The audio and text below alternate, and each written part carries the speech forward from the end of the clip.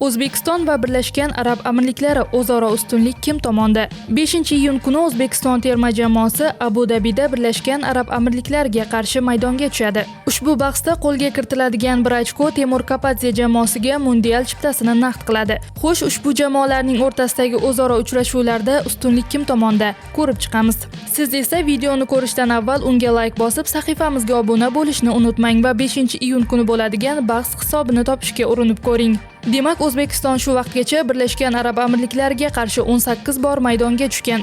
Shulardan 5 uchrashuvda g'alaba qozongan, 9 o'yinda esa imkoniyatni boy bergan. Yana 4 bahs durang bilan yakunlangan. Mazkur jamoalar o'rtasidagi ilk uchrashuv 1996-yilda bo'lib o'tgan. Unda Amirliklar jamoasi 4-2 hisobida g'alaba qozongan. O'zbekiston termasi shu vaqtgacha Birlashgan Arab Amirliklari darvozasini 20 bor ishg'ol qilgan, biroq o'z darvozasidan 25 ta gol o'tkazib yuborgan. Ushbu jamoalar o'rtasidagi bahs to'p urarlari Igor Sergeyev va Server Jeparov hisoblanadi. Har ikki futbolchi ham 3 martadan raqib darvozasini ishg'ol qilgan. Birlashgan Arab Amirliklari safidan Ali Mabhut 2 bora O'zbekiston darvozasiga yo'l topishni uddalagan. 2000-yilda Amirliklar O'zbekistonni 4-1 hisobida mag'lub etib, o'z tarixidagi eng yirik g'alabani qo'lga kiritgan bo'lsa, O'zbekiston bunga 2015-yilda 4-0 hisobidagi yirik g'alaba bilan javob qaytargan. Xo'sh, 5-iyun kuni bo'ladigan bahsda O'zbekiston safidan kim g'alaba golini kiritadi? Fikrlaringizni izohlarda yozib qoldiring.